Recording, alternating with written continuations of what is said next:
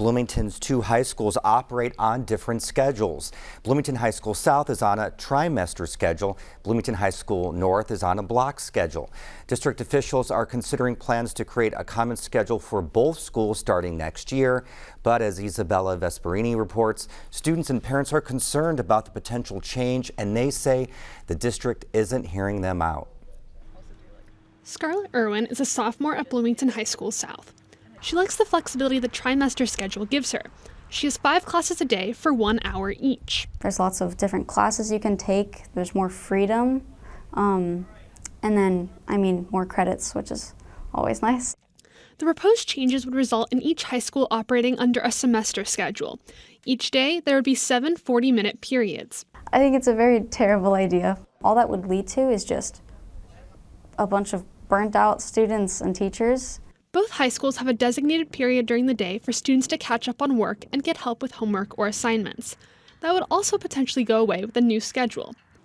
Irwin is frustrated. She says it seems the decision has already been made. It was also kind of sad and disappointing, the fact that I learned about it through a student-ran newspaper, when this is a decision that, would affect thousands of students and teachers and parents' lives daily. MCCSC declined an interview, but said in a letter to families that no decision has been made and the district is in the research phase. At a school board meeting last week, it was a packed house as students, faculty, and parents showed up looking for answers. I beg you to please listen to the students that have gathered here today to protest this possible schedule change. Both North and South students do not wish for this change to happen, and we are desperate to offer any other solution rather than the 7-period semester schedule. When North and South are both united, you know that is very serious. That's Alexa Aparicio. She's also a sophomore at South. She says it felt like her comments fell on deaf ears, and the board members weren't even paying attention. The president of the Board of Educators was on his phone during at least 2 of the meetings or 2 of the speeches that I listened to. Superintendent Oswald was laughing and whispering with his seatmate. A lot is on the line for Aparicio. She wants to graduate early. She would have to restructure her classes or take classes over the summer. It would also be harder for her to stay involved in clubs like Women in Politics and Latino Club Amigos at South. It's the same story for Eva Holden. She's a junior at North. She's involved in a lot of activities: Best Buddies, Unified Track, bowling.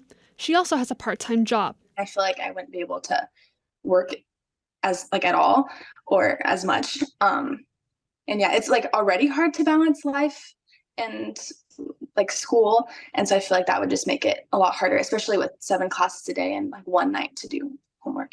It just would basically give me no time to do any extracurriculars, and it would basically just force me to immerse myself in my schoolwork. Aparicio and Irwin are collaborating with students at Bloomington High School North to stage a walkout. Everyone should just do everything they can, whether that's signing petitions or doing walkouts, as well as also just informing themselves, which is, I think, the most important thing. We cannot let these decisions go by without making sure our voices are heard. In its letter to parents, MCCSC said the changes are necessary to minimize disparities among the high schools and make various programs and opportunities more equally accessible. MCCSC announced this week that it would form student, teacher, and family focus groups to review student surveys and collect input on the potential schedule change. The student focus groups will begin the week of October 9th and will welcome students from the 4 high schools in town. The teacher focus groups will begin the week of October 16th, and the family and community focus groups begin the week of November 6th. With reporter Emma Herway, I'm Isabella Vesperini.